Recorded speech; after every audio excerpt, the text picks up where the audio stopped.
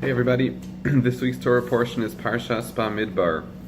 It is the beginning of the fourth book of the Torah, and as is almost always comes out, the Torah portion of Bamidbar ends up coinciding with the holiday of Shavuot, which is just coming up Saturday night, Sunday, and Monday.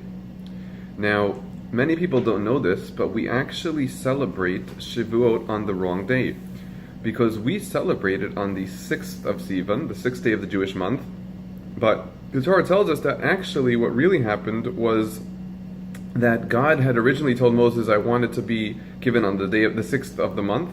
Moses made an executive decision to postpone it one day, and the Torah was actually the Torah was given on the 7th day of the month.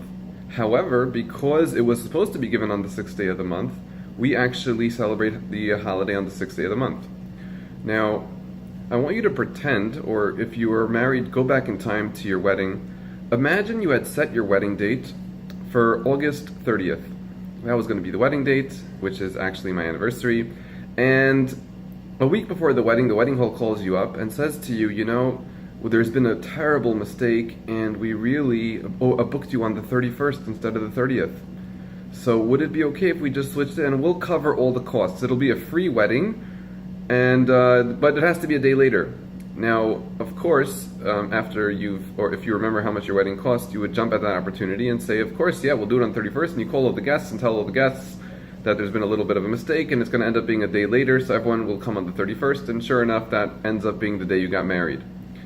Would you then, the next year and every year after that, celebrate the day you got married or the day you were supposed to get married?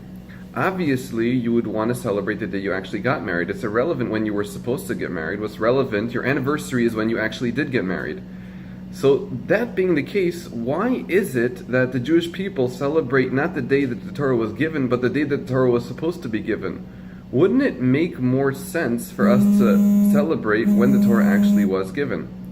Now, I'm not going to tell you the answer now, but maybe if you can think about this over the holiday of Shavuot, which is when we spend a lot of time studying Torah, so now there's some food for thought. And if you happen to be a Makar, maybe come over to me and tell me what you think. Why do you think it is that the Jewish people would celebrate not the day of the event, but the day that the event was supposed to happen on? So if you get that answer, come on over to me and let me hear what you think. On behalf of Makar, Shabbat Shalom and a Chag Sameach.